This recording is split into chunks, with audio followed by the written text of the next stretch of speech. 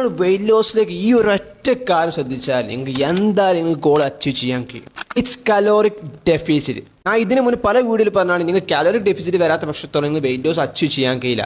എന്നാൽ പലർക്കും എന്താണ് ഈ കാലോറിക് ഡെഫിസിറ്റ് എന്ന് അറിയാത്ത പല വ്യക്തികളുണ്ടാവും. സോ നമ്മൾ ഈ വീഡിയോയിൽ എന്താണ് കാലോറിക് ഡെഫിസിറ്റ് എന്ന് നോക്കാൻ പോവുകയാണ്. It's simple. Burn the energy more than you intake. അതായത് കാലറീസ് നിങ്ങൾ ബോഡിക്ക് എനർജി കൺസ്യൂം ചെയ്യുന്നതിനേക്കാളും എന്ത് ബേൺ ചെയ്യലാണ് കലോറിക് ഡെഫിസിറ്റ് എന്ന് പറയുന്നത്. സോ ഫോർ എക്സാമ്പിൾ നിങ്ങൾക്ക് മെയിൻ്റെനൻസ് കാലറീസ് വരുന്നത് 2000 ആണെങ്കിൽ നിങ്ങളൊരു 20% കാലോറിക് ഡെഫിസിറ്റിലേക്ക് പോവുകയാണെങ്കിൽ അവിടെ നിങ്ങൾ ബേൺ ചെയ്യുന്നത് 400 കാലറീസ് 400 കാലറീസ് ബേൺ ചെയ്യുന്നത്. അതിന് പുറത്ത് നിങ്ങൾ വർക്കൗട്ടും കൂടി ചെയ്യുകയാണെങ്കിൽ ചിലപ്പം 200-300 കാലറീസ് ബേൺ ഔട്ട് ആവും.